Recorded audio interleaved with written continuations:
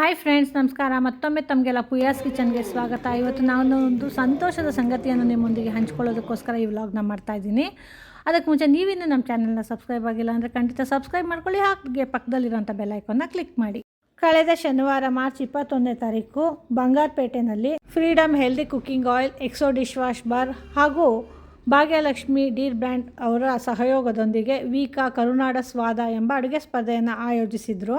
ಈ ಸ್ಪರ್ಧೆಯಲ್ಲಿ ನಾನು ಸೇರಿದಂತೆ 75ಕ್ಕೂ ಹೆಚ್ಚು ಮಂದಿ ಮಹಿಳೆಯರು ಭಾಗವಹಿಸಿದರು. ಈ 75 ಮಂದಿಯಲ್ಲಿ ನಾನು ಪ್ರಥಮ ಸ್ಥಾನವನ್ನು ಪಡೆದೆ ಅಂತ ಹೇಳ್ಕೊಳ್ಳೋಕ್ಕೆ ತುಂಬ ಖುಷಿ ಹಾಗೆ ಹೆಮ್ಮೆ ಕೂಡ ಆಗುತ್ತೆ.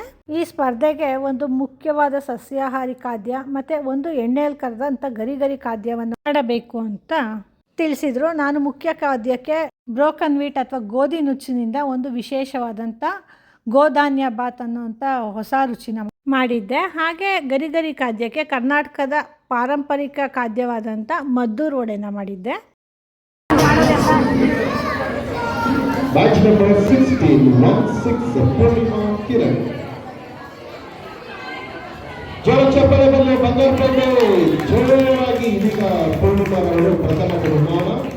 ತೀರ್ಪುಗಾರರ ಆಯ್ಕೆಯ ಪ್ರಕಾರ ನನಗೆ ಪ್ರಥಮ ಬಹುಮಾನ ಅಂದರೆ ಪೂರ್ಣಿಮಾ ಕಿರಣ್ಗೆ ಪ್ರಥಮ ಬಹುಮಾನ, ಮಹಾದೇವಿ ಪಾಟೀಲ್ ರವರಿಗೆ ದ್ವಿತೀಯ ಬಹುಮಾನ, ಹಾಗೆ ರುಕ್ಮಿಣಿ ಅವರಿಗೆ ತೃತೀಯ ಬಹುಮಾನ ಬಂತು.